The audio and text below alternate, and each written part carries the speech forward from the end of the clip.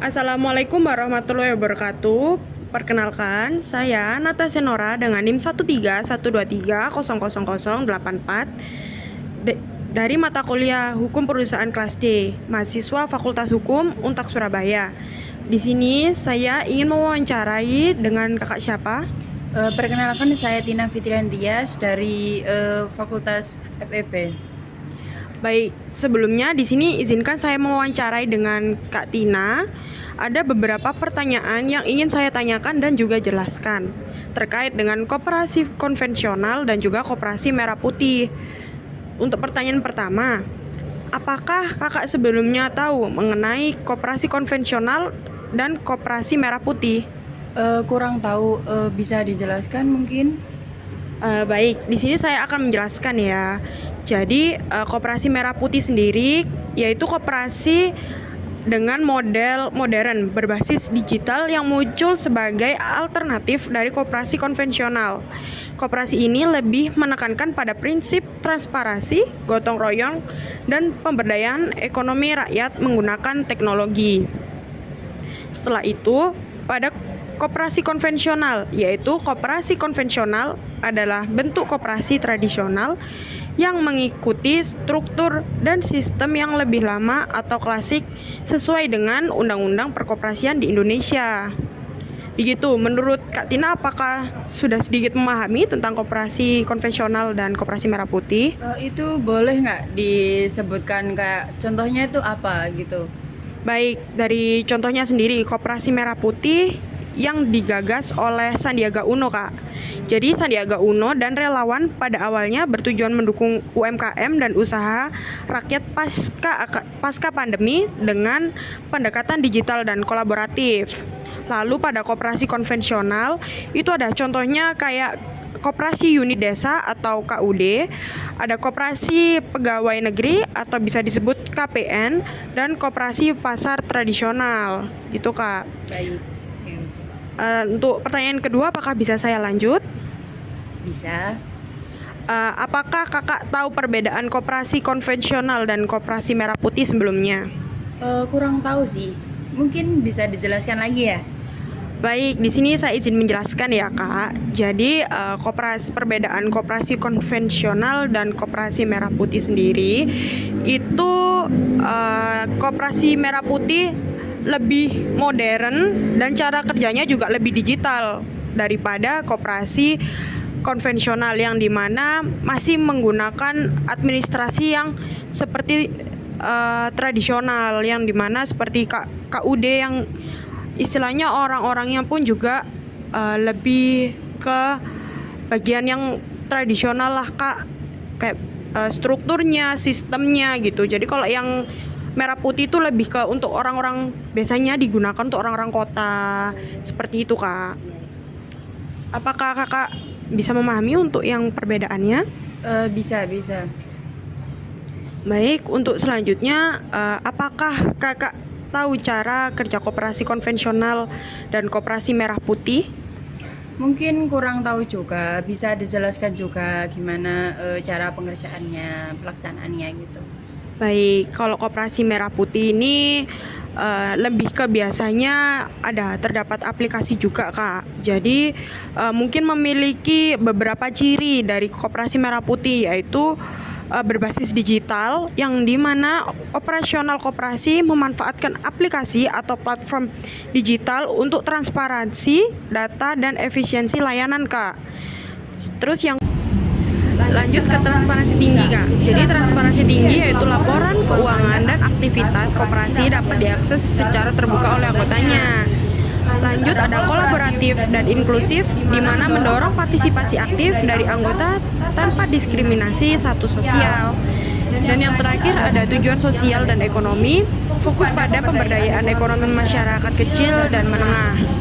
Lanjut pada ciri-ciri koperasi konvensional, Kak.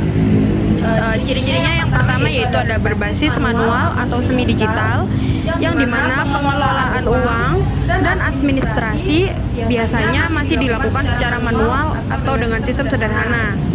Lanjut dengan hierarkis, yaitu struktur organisasi lebih birokratis dengan pengambilan keputusan yang formal. Lanjut ada pelayanan terbatas yang dimana biasanya fokus pada simpan pinjam atau konsumsi dalam komunitas lokal tertentu.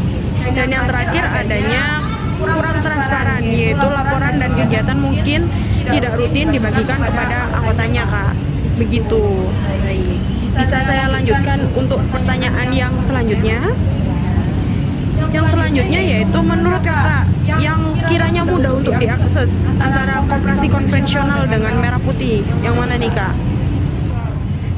Menurut saya sih ini ya, yang koperasi merah putih. Karena di era sekarang ya, di era digital, terutama anak muda, terus Gen Z itu bisa mengakses. Tapi saya juga ingin tanya, menurut kakak sendiri itu lebih baik yang mana nih? Kalau menurut saya nih, Kak, karena saya juga anak muda, itu menurut saya lebih mudah memang diakses digital, yaitu koperasi merah putih. Namun menurut saya di berbagai tempat, di beberapa tempat masih kurang efektif apabila dilakukannya dengan koperasi merah putih, karena seperti pada usia lansia atau memang di tempat 3T mungkin ya. Nah, itu sepertinya kurang efektif sekali apabila menggunakan koperasi merah putih.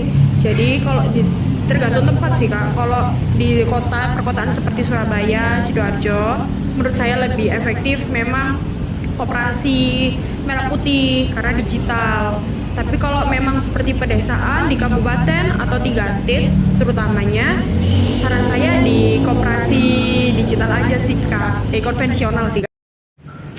Baik, apakah saudara, kerabat, ataupun orang tua dari Kakak Tina ini sebelumnya pernah, atau bahkan Kakak Tinanya sendiri mungkin pernah menggunakan koperasi konvensional atau koperasi merah putih? Setahu saya sih keluarga atau orang di sekitar saya ini belum ada, dan sedangkan untuk saya sendiri juga nggak menggunakan. Baik, kalau boleh tahu asal kakaknya atau orang tuanya ini dari mana ya, Kak? Saya ini dari Bojonegoro, jadi dari pedesaan gitu, bukan dari kota. Kalau misal kita dari kota kan bisa katanya kakak sendiri kan bisa pakai yang merah putih itu tadi. Nah, kalau di desa tuh kurang ya, kayak koperasi itu kurang. Jadi kita nggak mengakses gitu loh, kurang. Baik, kalau saran saya nih ya, Kak, untuk orang tua dari Kakak Tina sendiri atau mungkin saudara dari Kak Tina atau teman-temannya Kak Tina yang di Bojonegoro, memang saya lebih menyarankan untuk menggunakan koperasi konvensional yang dimana di pedesaan sendiri kan yang sudah saya jelaskan tadi ya, Kak, lebih mudah diakses, terus administrasinya juga transparan, tidak ada yang ditutup-tutupi atau mudah diakses lah, dan dijangkaunya juga lebih mudah untuk di daerah pedesaan. Karena seperti kita tahu orang tua kan juga kurang memahami dengan adanya digital ya, Kak. Namun saya kalau boleh saran juga untuk Kak Tinanya lebih menyarankan untuk menggunakan koperasi merah putih, dikarenakan kakaknya kan anak muda, jadi secara tidak langsung pun juga memahami dengan sistemnya digital yang dimana koperasi merah putih tentunya lebih jangkau, lebih mudah dijangkau melalui HP atau pendaftaran online saja gitu. Jadi tidak usah harus pergi ke tempatnya, begitu sih, Kak. Mungkin ada pertanyaan selanjutnya dari kakaknya atau sudah cukup untuk dipahami? Cukup sih, cukup membantu buat saya mengetahui tentang apa itu koperasi merah putih dan lain-lain, itu cukup membantu. Baik, sekian saja dari penjelasan dari saya terhadap Kakak Tina. Sebelumnya terima kasih Kak Tina sudah mau diwawancarai atas koperasi konvensional dan koperasi merah putih. Sekian saja dari saya. Wassalamualaikum warahmatullahi wabarakatuh. Terima kasih. Sampai ketemu di narasumber selanjutnya. Dadah.